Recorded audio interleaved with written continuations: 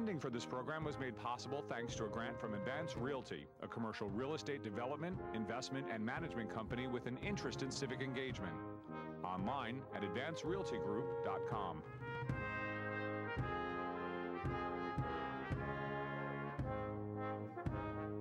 I think there's general agreement on this panel that we need to get students more involved and more interested in the civic life of the country.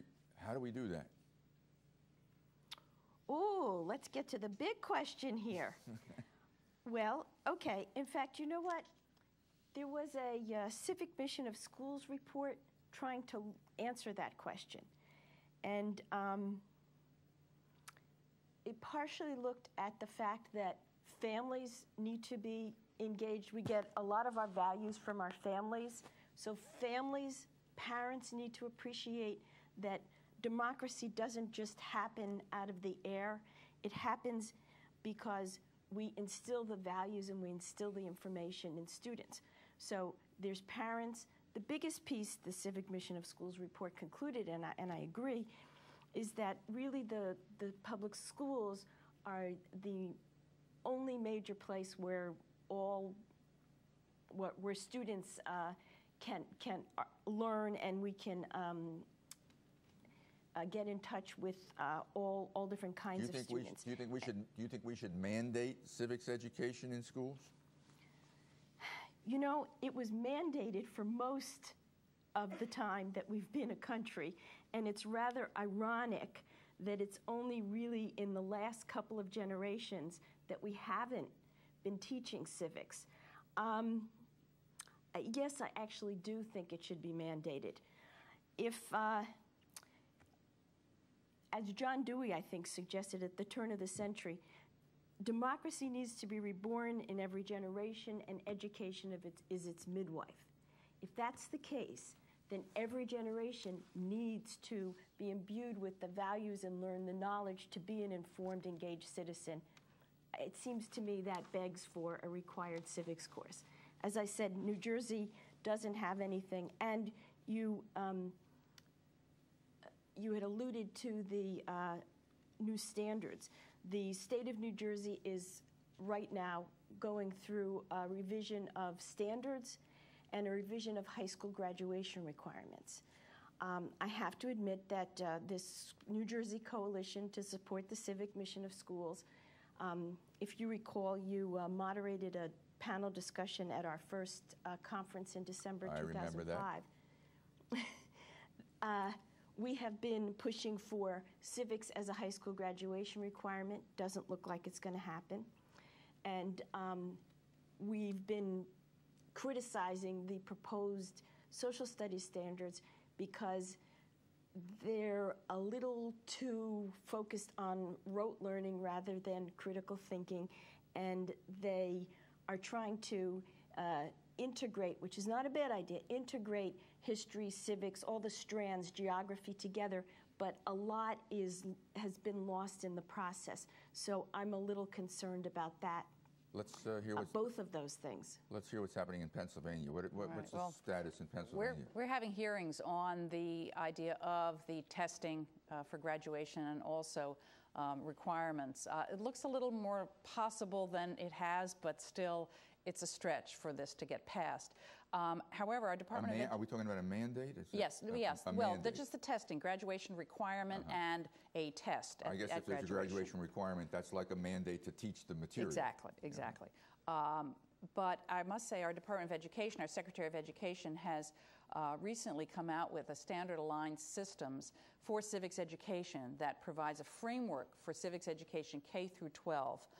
It's web-based, teachers can access it, there's curriculum materials, there are big ideas, and if teachers want to do this, and usually it comes at the will of the teacher or the superintendent of the school, there's a lot of materials there on the Department of Education website. So that at least is a resource. Now I think our teachers are finding that they need some training, and we're working on that at Pencord. So we're pushing things into the system, but getting them mandated, that concept of mandate, there's so much pushback these days to making things mandatory. I agree with Arlene, it should be, but that's not the way we do things somehow. Somebody said to me recently, kids don't really understand what it means to be an American. They're proud to be Americans, but they don't really understand what it means. Professor McPherson, do you agree or disagree with that statement? Well, again, I think that probably most children growing up in this country take it for granted. And I think one way for them to appreciate and understand it is more kind of education that exposes them to other countries in the world, to the history of other countries, to the experience of the United States compared to the historical experience of other countries. One way to learn about your own country is to learn more about others. And I don't think that we get very much of that probably in our schools. I was also thinking that civics education doesn't necessarily come only in civics courses. It can come with a gifted teacher, especially in literature courses, in history courses.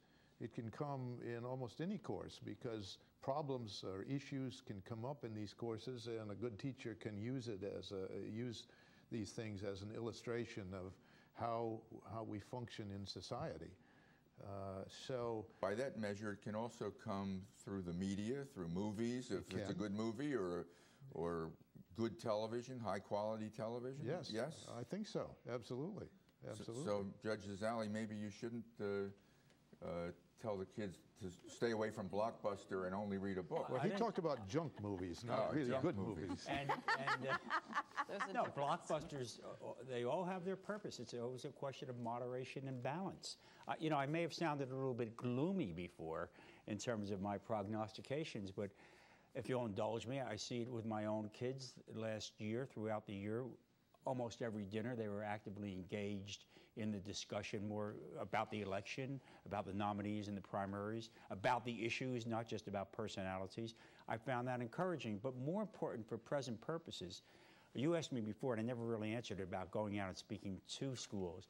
Just 2 months ago, my cousin, who's over here at J.P. Stevens High School in Edison, New Jersey, as a teacher said, the social studies chairman wanted me to speak. I went down there, an audience like this, about 100 kids, mostly social studies students, well, were taking history and all the rest of it, a very diverse group.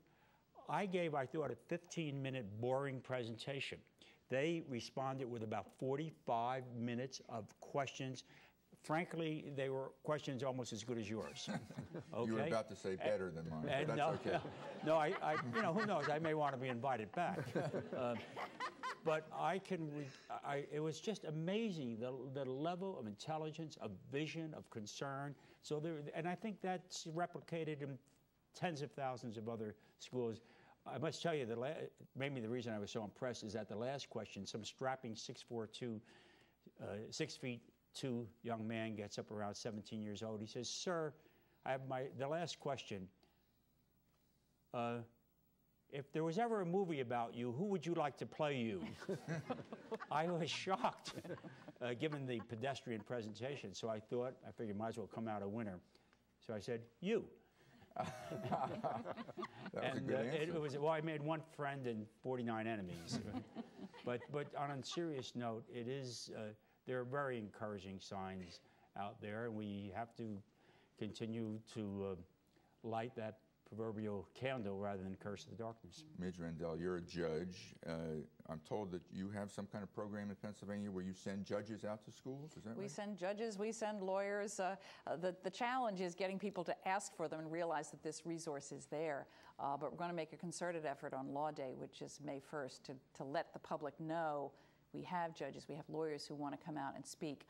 And in both in Philadelphia and Harrisburg, we have lawyers who go into the schools and actually teach classes having to do with any kind of democratic principles. In Philadelphia, it's part of the world history class. So we have lawyers out there in the schools as role models, as people who know the Constitution and know our form of government, relating to these youngsters, and been very successful. And when the kids are challenged and you make them think and you question them, and there's time for exchange of ideas, they are terrific. as Jim said, they really come up with very good questions, and they realize this world is now going to be theirs. And this world that we have, where there's very difficult situation in our democracy, the partisanship, so much is going on, they realize, a lot of the high school students, they're inheriting what we have made for them. A mess. A mess? I didn't say it, Arlene. But Arlene. I did. Arlene, what do you think? Michael, though. Go ahead. I'm actually quite hopeful, partially from the election, partially from my son, who's just graduated college last year, who's never been interested in history, politics, or anything, got so motivated, he went to Barack Obama's inauguration. I thought that was great. The media could really help a lot in this area because, as Judge Rendell suggests, in New Jersey, as in Pennsylvania, as in most states, there's actually a wealth of materials, there's a wealth of programs, because we're such local control states. A lot of teachers, principals, and whatnot don't know about all of this stuff, and that's really a shame. We sponsor annual student competitions about the Bill of Rights called We the People, about citizenship participation called Project Citizen, where the students actually develop a response to a local public policy issue. There's a lot of materials available, but this is not what the media picks up. This is not what's in the newspaper. It's a rare occasion that there's a program such as you're sponsoring tonight, and I think it's wonderful, and I hope you do more of these. Thank you, Arlene. Professor McPherson, you said that young people don't look to other countries as much as they might in a way that would underscore the advantages or the rights or the privileges that we as Americans enjoy. Do you know how our participation rates in elections in this country compare to democracies overseas? In most other countries, it's higher than the United States. The United States is among the lowest. And I think, again, it's a consequence, at least in part, of taking these things for granted. In countries where it's not historically possible to, wasn't historically possible to take these kinds of free elections for granted, when they do become available, people prize them, and they turn out to vote. Now you can also get statistics in countries that are subject to a dictatorship where people are forced to come out, and so you have 98% participation. That's not what I'm talking about. I'm talking about awareness of other cultures, awareness of other political systems, the way they work, how they compare to the United States, what are the qualities of life in these countries, and how are they different, and why are they different. If Americans were more aware of that, I think they would be much better informed on their own society. Isn't it part of our history and our ethos as a country of rugged individualists that you don't need the government and you don't need to interact with the government? You're your own man or woman. We do have that historical heritage, and I think it's totally unrealistic to the society we live in today. So much for deregulation. Yes. But the two go together. You only have the individual liberties because you have a democracy. And we have something called the Fourth Amendment, where you are secure in your homes, and other countries can pretend they have it, but they don't. We have an independent judiciary that's very important to individual liberty. Other countries can pretend they have it, but if the judges don't do the will of the dictator, off with their heads. We have so many rights for the individual that exist because of our democracy. And again, people don't understand it enough to really appreciate it and realize that if you don't appreciate it and value it, you could lose it. You could lose it. Justice Zazzali.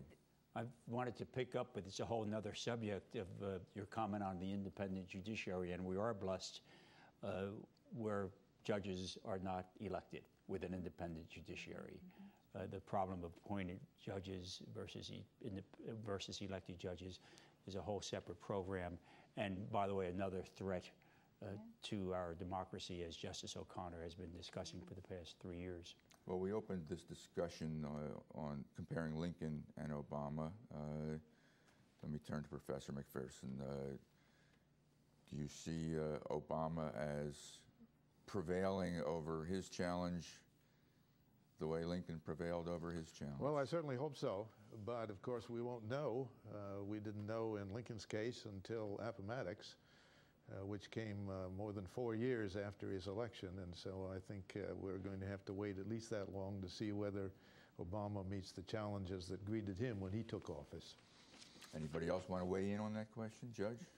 No, but I think it's striking. I think you should go back and we should all read President Obama's speech again, his inaugural address. Everybody was listening to it, hoping for that little phrase that you'd repeat, but if you go back to it, he's talking about American spirit, American values. He's talking very much the way Lincoln would have talked about where we are, and he has the same perspective and respect for the American way of life and the American spirit that I think Lincoln had. And it's worth reading for everyone to go back and read Obama's address. Read it now, read it in 6 months, read it in a year, and I think it's encouraging. All right, I think that's a good note to wrap up on. Ms. Rendell, James McPherson, Jim Zazzali, Arlene Gardner in Boston, thank you all for enlightening us. Thank you again. Thank you. Thanks, Michael.